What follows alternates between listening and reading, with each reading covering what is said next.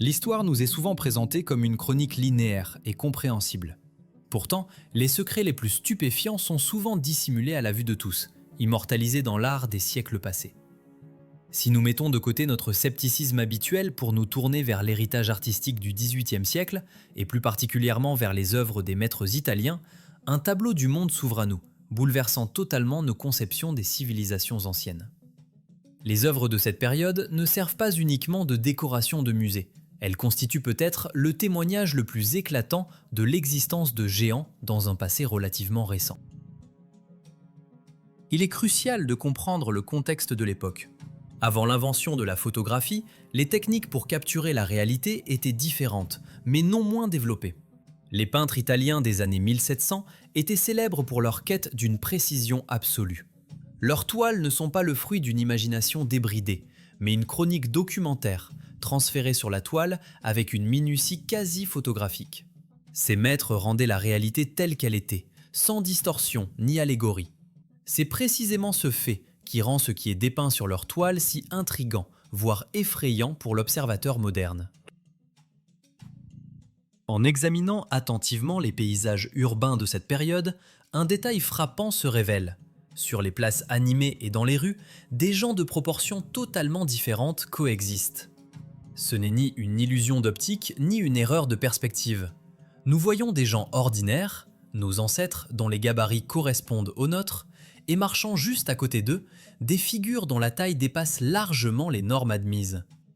Il ne s'agit pas d'enfants et d'adultes, mais d'êtres humains pleinement formés, qui ne diffèrent les uns des autres que par leur échelle. C'est une humanité où géants et gens de taille ordinaire évoluent dans un même espace, côte à côte. Les scènes des tableaux sont dénuées de drame ou de conflit, ce qui témoigne de la banalité d'un tel voisinage. C'est la vie ordinaire d'une ville du XVIIIe siècle. Cependant, une stratification sociale est perceptible. Les personnes de grande taille sont généralement représentées dans de riches vêtements, rappelant les tenues de l'aristocratie et de la noblesse. Ils occupent une position assurée dans la société, tandis que les gens de notre taille habituelle sont vêtus plus modestement et remplissent souvent le rôle de personnel de service ou de simples citadins. Ce constat visuel mène à la conclusion que les géants de cette époque se distinguaient non seulement par leur puissance physique, mais occupaient également une position dominante dans la hiérarchie sociale, constituant l'élite de ce monde. Il est peu probable que les réalistes italiens, dont la tâche était d'immortaliser la grandeur de leur ville, aient introduit massivement dans leurs œuvres des éléments fantastiques aussi étranges s'ils n'avaient aucun rapport avec la réalité. Très probablement, ils peignaient simplement ce qu'ils voyaient chaque jour depuis leurs fenêtres. Nous regardons notre propre passé, où notre espèce vivait dans l'ombre d'êtres plus puissants. Et si nous acceptons ce fait comme une donnée, si nous convenons que les artistes ne mentaient pas en représentant des gens de taille différente, alors une autre question, encore plus intrigante, surgit. Dans quel monde vivaient-ils ? Car des êtres d'une telle taille nécessitaient un espace approprié. Si l'on observe l'architecture qui entoure ces personnages, elle semble trop majestueuse et monumentale pour l'homme ordinaire. Comme si tout ce monde de pierre n'avait pas été conçu et construit pour nous. Lorsque nous détournons notre regard des mystérieuses figures pour observer le fond architectural qui les entoure, une image encore plus saisissante se dévoile. L'habitat immortalisé sur les anciennes toiles, ainsi que celui qui a survécu dans la pierre jusqu'à nos jours, est une preuve silencieuse mais irréfutable que l'homme moderne occupe dans ces villes une place qui ne lui était pas destinée à l'origine. Nous avons l'habitude d'admirer la grandeur des édifices antiques, leur monumentalité et leur envergure, attribuant ces dimensions gigantesques au désir de faste des architectes et à leur volonté d'impressionner la postérité. Cependant, si l'on rejette les clichés de l'histoire de l'art pour regarder ces bâtiments du point de vue de la logique pure et de la fonctionnalité, une évidence s'impose. Ces structures ont été conçues sur la base de données anthropométriques totalement différentes. Les bâtiments construits dans ce qu'on appelle le style antique possèdent des proportions qui provoquent chez l'homme de taille ordinaire un sentiment de profonde dissonance. D'immenses ouvertures de fenêtres s'élevant sur plusieurs mètres et des portails par lesquels un cavalier pourrait passer librement sans baisser la tête semblent superflus pour des gens de notre taille. Pourquoi créer une porte de 5 ou 6 mètres de haut si la taille moyenne d'un habitant ne dépasse pas 1,70 m ? Du point de vue de la conservation de la chaleur et de la commodité d'utilisation, c'est un non-sens. De telles pièces sont difficiles à chauffer et les immenses vantaux de porte sont lourds à ouvrir. Mais tout prend son sens si l'on suppose que ces paramètres étaient dictés non par l'esthétique, mais par l'ergonomie. Pour un être mesurant de 3 à 4 mètres, de telles ouvertures et de hauts plafonds ne sont pas un luxe, mais une nécessité banale, assurant un déplacement et une vie confortable, tout comme une porte standard de 2 mètres est la norme pour nous. Cette gigantomanie architecturale corrobore parfaitement la stratification sociale observée sur les tableaux. Les géants, vêtus de riches habits d'aristocrates, paraissent absolument harmonieux dans ces décors. Ils sont proportionnés aux colonnes, aux arches et aux volets d'escalier. Leurs silhouettes s'inscrivent naturellement dans l'espace des immenses salles et des larges terrasses. En même temps, les gens de notre taille actuelle, sur fond de ces structures cyclopéennes, ressemblent à des enfants ou à des passants égarés dans un palais étranger. Nous voyons comment les petits humains se blottissent au pied de socles gigantesques, leur mode de vie semblant primitif face à la haute technologie du travail de la pierre dont sont faites les villes. Cette observation confirme l'hypothèse selon laquelle ce sont bien les géants qui constituaient l'élite dirigeante, pour les besoins et les gabarits de laquelle ce monde matériel a été créé. Les gens ordinaires, semble-t-il, ne faisaient que servir cette civilisation ou coexistaient avec elle dans des rôles secondaires, utilisant une infrastructure qui n'avait pas été créée pour eux. Même aujourd'hui, en regardant les monuments architecturaux préservés, qu'il s'agisse de cathédrales aux voûtes célestes ou de bâtiments administratifs des siècles passés, nous sommes forcés d'admettre, nous vivons dans les ruines d'une civilisation plus avancée. Nous adaptons ces espaces à nous-mêmes, insérant des planchers supplémentaires pour diviser un étage géant en 2 niveaux habitables, réduisant les ouvertures de portes, installant des ascenseurs là où les marches sont trop hautes. Nous nous comportons comme de nouveaux locataires, ayant emménagé dans la maison d'un géant, trop large d'épaules pour nous. L'histoire officielle tente de nous convaincre que nos ancêtres ont construit tout cela avec des burins primitifs, pour une grandeur abstraite. Mais le bon sens suggère le contraire. Ces villes ont été construites par des géants et pour des géants. Les mots et les théories peuvent sembler convaincants, mais l'esprit humain exige des preuves visuelles qui ne peuvent être mises sur le compte de la fiction artistique ou d'un jeu de l'imagination. Le plus intéressant commence lorsque nous cessons de nous fier uniquement à l'intuition pour passer à la comparaison directe des faits. Nous avons l'opportunité unique de confronter le passé documenté avec notre réalité pour voir l'ampleur des changements de nos propres yeux. Car beaucoup de ces bâtiments sont encore debout, prêts à révéler leurs secrets si l'on sait où regarder. L'argument le plus convaincant en faveur de l'existence d'une autre civilisation, une civilisation de géants, réside dans la comparaison directe et impitoyable entre le passé et le présent. Lorsque nous prenons une gravure ancienne ou un tableau d'un maître célèbre représentant une structure architecturale reconnaissable, qu'il s'agisse d'un arc de triomphe à Rome ou d'une place de cathédrale à Paris, et que nous superposons une photographie moderne prise sous le même angle, la réalité commence à se fissurer. Ce n'est plus une question d'interprétation artistique, c'est la mathématique sèche des proportions, qui ne tolère aucune double lecture. Prenons un exemple concret, un arc antique classique avec des colonnes massives. Sur un tableau du XVIIIe siècle, nous voyons un homme debout près de la base d'une colonne. Sa silhouette semble harmonieuse, sa tête se trouve bien au-dessus du socle, atteignant les premiers éléments décoratifs du fût de la colonne. Cet homme est inscrit avec assurance dans l'espace, il est proportionné à l'architecture. Transportons-nous maintenant à notre époque.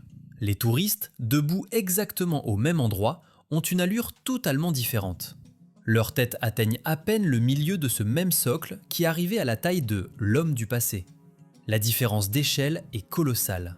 Si l'on effectue de simples calculs géométriques, en prenant pour base la taille moyenne d'un Européen moderne de 175 cm, alors le personnage du tableau, pour occuper une telle position par rapport à la colonne, devait mesurer au moins 3 mètres, voire 3 mètres et demi. Cette comparaison n'est pas un cas isolé. Elle se répète sur des dizaines et des centaines d'images à travers toute l'Europe. Nous voyons les mêmes ouvertures de portes qui semblent aujourd'hui absurdement hautes, et des gens sur les vieilles toiles qui remplissent ces ouvertures de leur taille de manière tout à fait naturelle. Il naît une sensation tenace, presque physique, que nous vivons dans des décors étrangers, comme si l'humanité s'était installée dans une ville abandonnée, construite pour une race de titans, et que nous tentions maintenant d'adapter ce monde à nos modestes gabarits, sans remarquer à quel point nous paraissons ridicules sur fond de cette grandeur cyclopéenne. Nous marchons dans des rues trop larges pour nous, franchissons des portes dont les poignées se trouveraient à l'origine au-dessus de nos têtes, et regardons par des fenêtres dont les appuis nous arrivent à la poitrine. L'ampleur de la tromperie devient évidente. On nous a persuadés que nous sommes le sommet de l'évolution et les bâtisseurs de ce monde, alors que les faits hurlent que nous ne sommes que des nains errant parmi les ruines de prédécesseurs plus grands. Bien entendu, tout esprit critique posera immédiatement une question légitime, souvent utilisée par les sceptiques pour démolir la théorie des géants. Si tous ces bâtiments ont été construits pour des hommes de 3 mètres, pourquoi alors les marches des escaliers menant à ces temples et palais ont-elles une taille tout à fait standard qui nous est familière? Il semblerait incommode pour un géant de trottiner sur de minuscules marches. Cependant, cette contradiction trouve une réponse effrayante et tout à fait logique qui ouvre une page encore plus sombre de notre histoire. Tout d'abord, il ne faut pas oublier la possibilité d'une coexistence. Si l'on accepte l'hypothèse que les géants étaient l'élite dirigeante et que les gens de taille ordinaire constituaient la classe de service ou vivaient simplement à côté, alors l'architecture devait prendre en compte les intérêts des uns et des autres. Mais un autre scénario semble plus probable, lié aux changements globaux de l'aspect des villes. Nous ignorons souvent les traces de catastrophes qui gisent littéralement sous nos pieds. Les photographies de fouilles du début du XXe siècle, à Rome, Moscou, Saint-Pétersbourg et dans d'autres vieilles villes, démontrent la même image. Les premiers étages des bâtiments sont profondément enfouis dans le sol, les rues sont encombrées de mètres d'argile compacte et de terre. C'est la fameuse couche culturelle que la science officielle explique par l'accumulation de déchets, mais qui ressemble davantage aux conséquences d'une puissante coulée de boue ou d'une inondation. Dans ce contexte, les petits escaliers trouvent une explication simple. C'est le résultat d'une adaptation ultérieure. Après la disparition de la civilisation des géants ou sa destruction par un cataclysme, les survivants de notre taille ont commencé à habiter les structures monumentales rescapées. Ils ont déterré les entrées, réaménagé l'intérieur, divisé les immenses salles en étages et bien sûr, refait les escaliers pour les rendre confortables pour eux-mêmes. Ou bien ils ont construit de nouvelles volées de marche par-dessus les escaliers géants en ruine. Nous voyons le résultat d'une reconstruction et non le dessin original. L'histoire a été intentionnellement nettoyée. Ceux qui ont pris le pouvoir après la catastrophe ont réécrit les chroniques, supprimé les mentions des géants dans les manuels, les transformant en mythes et en contes. Mais ils ne pouvaient pas détruire des millions de tonnes de pierres. Les bâtiments sont restés comme des témoins muets, mais leur véritable destination a été déformée pour servir le nouveau paradigme. On nous a dit que c'est nous qui avons construit ces structures majestueuses avec des burins primitifs, et nous l'avons cru malgré l'absurdité évidente de cette affirmation. On peut effectivement transformer des bâtiments, refaire des escaliers et murer des portes pour les réduire à la taille nécessaire. Mais qu'en est-il des objets impossibles à modifier ? Il existe des artefacts qui brisent toute tentative d'expliquer leur existence du point de vue de l'anthropométrie d'un homme ordinaire. Dans les musées et les collections privées du monde entier sont conservés des objets qu'un homme de notre taille ne pourrait physiquement pas utiliser, et ces objets ne sont ni symboliques ni rituels. Prenons par exemple les anciens in-folio. Il ne s'agit pas simplement de grands livres, mais de tomes gigantesques, dont le poids atteint 40 à 50 kg, et dont la hauteur de la reliure dépasse 1 mètre. La version officielle dit que cela a été fait pour la solennité ou pour contenir plus de texte. Mais essayez d'imaginer le processus de lecture d'un tel livre. Pour tourner une seule page, un homme ordinaire doit se lever, utiliser ses 2 mains et fournir un effort physique considérable. Lire un tel texte assis à une table est impossible. Les lettres sont énormes et le champ de vision humain ne couvre pas la page entière. En revanche, pour un être de 3 ou 4 mètres, un tel livre serait l'équivalent de notre format A4 standard. La police, l'interligne, l'épaisseur du papier, Tout est calculé pour des mains géantes et des yeux situés à une toute autre hauteur. Un exemple encore plus parlant est celui des armes. Les musées exposent des épées à deux mains, des Zweihander et des Claymore, dont la longueur dépasse 2 mètres et dont le poids est tel que seul un athlète entraîné peut les soulever, et ce seulement pour un court instant. Parler d'escrime avec de tels monstres dans un combat réel est risible. L'inertie d'une telle lame ferait de son propriétaire une proie facile dès le premier élan. Les historiens affirment que ce sont des armes d'apparat, mais de nombreuses lames portent des entailles, des traces de coups et de réaffûtage, indiquant qu'elles ont été activement utilisées dans des batailles. Par qui ? Par un homme qui s'épuiserait simplement à la tenir en l'air ? Ou par un guerrier pour qui cette épée était un sabre léger ordinaire ? Il en va de même pour les armes à feu. Les mousquets géants, que l'on appelle aujourd'hui fusils de rempart, ont des crosses impossibles à épauler pour un homme ordinaire. La détente est trop loin. On nous dit qu'ils étaient servis par des équipes de 2 personnes, mais la conception de la crosse indique clairement une utilisation individuelle par un être aux longs bras et aux larges épaules. N'oublions pas les instruments de musique. D'immenses contrebasses et violoncelles conservés de ces époques exigent du musicien une extension des doigts et une longueur de bras surhumaine. Jouer une partition complète dessus pour un virtuose ordinaire est extrêmement difficile, voire impossible. Tous ces objets, livres, épées, fusils, instruments, sont créés en respectant une ergonomie parfaite, mais l'ergonomie d'une espèce qui n'est pas la nôtre. Ce n'est pas du symbolisme ni de l'hyperbole, ce sont des objets du quotidien de vrais géants qui, un jour, les ont tenus dans leurs mains aussi naturellement que nous tenons nos smartphones. Et si les preuves matérielles sont si évidentes en Europe, il est logique de supposer que les traces de cette race doivent être fixées dans d'autres coins de la planète. Si la portée géographique des artefacts semble limitée, il suffit d'élargir l'horizon et de regarder l'héritage d'autres grandes civilisations pour comprendre. Les géants étaient un phénomène mondial, ne connaissant aucune frontière.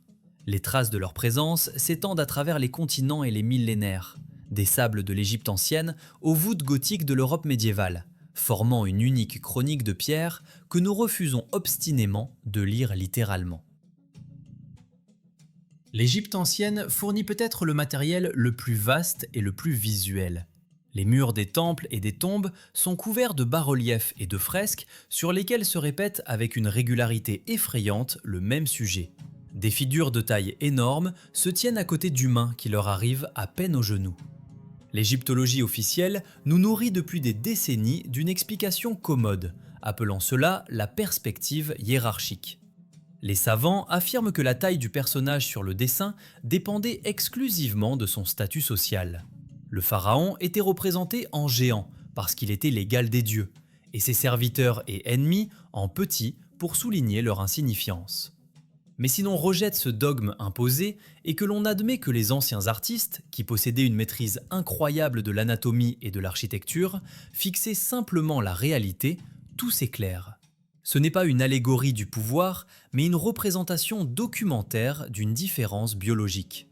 Nous ne voyons pas des géants métaphoriques, mais des souverains réels, dominant leur sujet au sens propre du terme. Des témoignages analogues peuvent être trouvés au cœur de l'Europe, dans les compositions sculpturales des vieilles cathédrales. Regardez attentivement les statues de chevaliers et de saints ornant les façades et les intérieurs des temples. Souvent, à côté de ces figures majestueuses, sont représentés des animaux, lions, taureaux ou chevaux de guerre. Mais leur proportion suscite la perplexité. Un lion redoutable, à côté d'un guerrier, ne paraît pas plus gros qu'un chien de salon, atteignant à peine le genou. Et un cheval de selle semble être un poney dont le dos se trouve au niveau de la taille de l'homme debout à côté. Les historiens de l'art s'empressent de nouveau d'expliquer cela, par une incapacité à respecter les proportions ou une signification symbolique de la victoire de l'esprit sur la chair. Cependant, le bon sens suggère que des sculpteurs capables de tailler la dentelle la plus fine dans la pierre et de rendre des émotions sur un visage ne se trompaient probablement pas massivement sur la taille d'un cheval. Il est bien plus probable que les animaux étaient de taille ordinaire, mais que les hommes debout à leur côté étaient de véritables colosses. Trop de coïncidences sont dispersées à travers le monde pour considérer cela comme un hasard ou une fantaisie collective d'artistes de différentes époques et cultures. Statues de Bouddha, colosses antiques, bas-reliefs égyptiens et gravures médiévales, tous parlent la même langue, la langue du gigantisme. On essaie de nous expliquer que dans le passé, les hommes pensaient exclusivement par symboles, ignorant la réalité. Mais peut-être y a-t-il beaucoup plus de bon sens dans l'art ancien que dans les manuels d'histoire moderne. Les objets du quotidien, l'architecture et les images s'assemblent en un puzzle unique, prouvant qu'autrefois, une race nous surpassant en tout point existait sur Terre. Cependant, si les preuves de leur existence sont si évidentes et matérielles, surgit la question la plus importante et la plus troublante qui ne laisse aucun répit aux chercheurs. Où a disparu cette puissante civilisation ? Qu'est-ce qui a pu effacer de la surface de la Terre des êtres possédant une telle force et de telles technologies? Et sont-ils vraiment partis sans retour, ou une particule de leur héritage, de leur sang et de leur code génétique continue-t-elle de vivre en nous, se rappelant à nous de temps en temps par des manifestations inattendues? Même si la pierre peut être détruite par le temps ou retaillée par de nouveaux maîtres, la biologie est bien plus difficile à tromper. La nature possède l'étonnante propriété de conserver l'information à travers les générations. Et ce que nous avons l'habitude de considérer comme des anomalies pourrait en fait être la clé de l'énigme de notre véritable origine. En scrutant les photographies d'archives de la fin du 19e et du début du 20e siècle, on tombe souvent sur des images de personnes d'une taille phénoménale. La médecine officielle leur colle hâtivement l'étiquette de gigantisme ou d'acromégalie, mettant tout sur le compte de dérèglements hormonaux et de maladies. Cependant, à y regarder de plus près, beaucoup de ces patients ont l'air de personnes absolument saines, proportionnées et physiquement fortes, dépourvues des déformations osseuses caractéristiques de la maladie. Cela suggère que nous n'avons pas affaire à une erreur de la nature, mais à la manifestation d'une puissante mémoire génétique, le réveil soudain d'un ancien gène récessif. Peut-être que dans notre ADN sommeillent encore des chaînes héritées de ces mêmes titans qui construisaient les villes antiques et posaient pour les peintres italiens. De temps en temps, la nature subit un bug dans le programme de réduction de l'humanité, et des gens viennent au monde en portant l'apparence physique de nos lointains ancêtres ou prédécesseurs. Nous vivons à l'époque de l'oubli génétique, mais le sang se souvient de ce qui a été raturé des manuels d'histoire. Le simple fait de l'apparition de telles personnes à notre époque sert de preuve vivante que la civilisation des géants n'a pas disparu sans laisser de traces, mais s'est dissoute en nous, se mélangeant à l'espèce plus compacte des survivants. Mais pourquoi est-ce nous qui avons survécu ? Cette question nous conduit inévitablement au sujet d'une catastrophe mondiale ou d'une guerre qui a mis fin à l'ère des géants. Tout ce qu'il reste d'eux, ce sont des premiers étages ensevelis sous la boue, des structures mégalithiques orphelines et des lambeaux de légende. Où sont-ils allés ? Il est fort probable que la réponse ne se trouve pas dans des bases secrètes en Antarctique, mais dans le travail impitoyable du temps et de ceux qui ont réécrit l'histoire. Nous vivons sur des ruines que nous nous sommes appropriées en nous persuadant de notre propre grandeur. Nous regardons les arches et les portes géantes sans remarquer leur véritable échelle, parce qu'on nous a appris à ne pas poser de questions inutiles. Aujourd'hui, alors que nous avons accès aux archives et la possibilité de comparer les faits, nous sommes au seuil d'une prise de conscience grandiose. Les géants ne sont pas un mythe, ni un conte, ni une allégorie. C'est un chapitre réel de notre passé, qui a été intentionnellement arraché du livre de l'existence. Nier ce fait profite à ceux qui veulent préserver l'illusion d'un progrès linéaire où l'homme moderne est la couronne de la création. Mais il suffit d'ouvrir les yeux une seule fois, de cesser de croire aveuglément les manuels et de faire confiance à ce que l'on voit de ses propres yeux pour que le vieux monde s'effondre. Nous ne sommes pas les seuls maîtres de cette planète, et peut-être ne l'avons-nous jamais été. L'histoire attend d'être réécrite à nouveau, mais cette fois-ci en s'appuyant sur la vérité figée dans la pierre et dans notre propre sang.